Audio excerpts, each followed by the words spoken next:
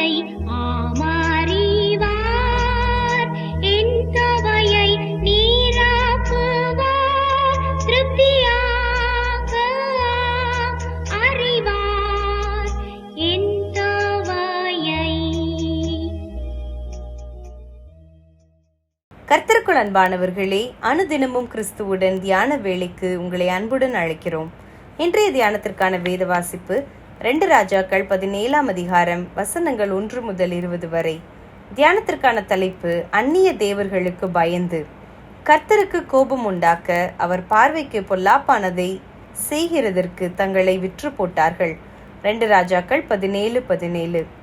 அலுவலகத்தில் இருக்கின்ற போது திடீரென தபாலில் ஒரு கடிதம் வந்தது. அதை பிரித்து பார்த்தால் அதிலே அந்நிய தெய்வங்களின் நாமங்கள் எல்லாம் எழுதப்பட்டு இன்னும் பல காரியங்கள் எல்லாம் இருந்தது. இறுதியில் இதை இப்படியே ஒரு வார்த்தை கூட பிசகாமல் எழுதி 8 பேருக்கு அனுப்பு, அப்பொழுது உனக்கு மிகுந்த பலன் கிடைக்கும், நீ எதிர்பார்ப்பது நடக்கும், ஆனால் இதை நீ செய்யாமல் விட்டால் இரத்த வாந்தி எடுத்து 8 நாட்களுக்குள் செத்து போவாய் என்று எழுதப்பட்டிருந்தது. இதே போல என்னோடு பணியாற்றும் இன்னும் ஒரு பெண்ணுக்கும் வந்திருந்தது. அவள் கிறிஸ்துவை அறியாதவள். அவள் பயத்திலே உடனேயே 8 பேருக்கு எழுத ஆரம்பித்து விட்டாள்.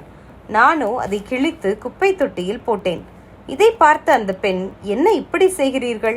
நான் வேண்டுமானால் உங்களுக்கும் எழுதி தரட்டுமா என்றாள். நானோ, ஐயோ வேண்டாம், எனக்கு என் இயேசு போதும், நான் அவருக்கு மாத்திரமே பயப்படுவேன் என்றேன். அந்நிய தேவர்களை பின்பற்ற வேண்டாம் என்று தேவன் இஸ்ரவேலருக்கு திரும்ப திரும்ப கூறியிருந்தார்.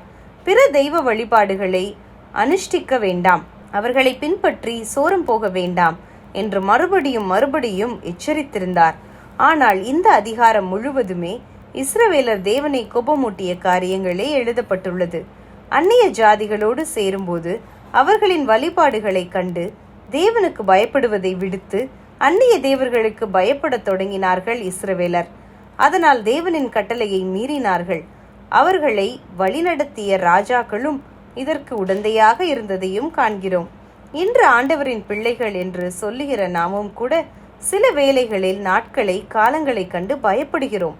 நாம் ஒரு காரியத்தை செய்ய எத்தனிக்கும் போது இன்று நாள் சரியில்லை என்றவுடன் தடுமாறி போகிறோம்.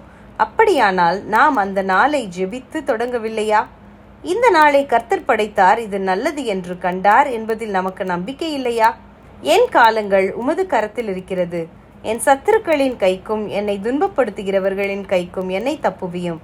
சங்கீதம் 31:15 என்ற ஜெபத்தை மறந்து விடுகிறோமா? இன்று நாம் யாருக்கு பயப்படுகிறோம்? காலங்களையும் நேரங்களையும் சிருஷ்டித்த தேவனுக்கா அல்லது சிருஷ்டிகளுக்கா? சிந்திப்போம். ஜெபம் செய்வோமா? சர்வ வல்லமையுள்ள கர்த்தாவே, நீரே எங்கள் தேவன், உம்மை அல்லாமல் எங்களை ரட்சிப்பார் யாரும் இல்லை. நாங்கள் கர்த்தரையே சேவிப்போம். ஆமேன்.